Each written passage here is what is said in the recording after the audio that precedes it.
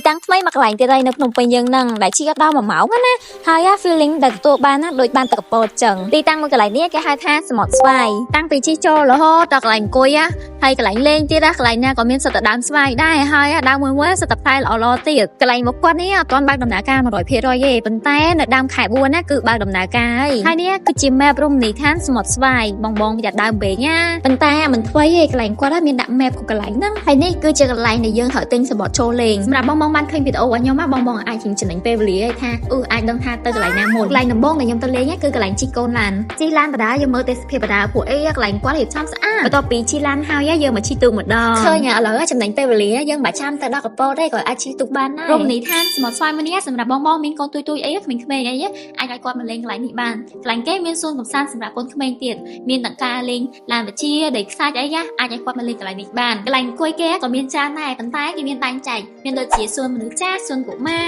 សួនបែបយុវវ័យចិនស៊ី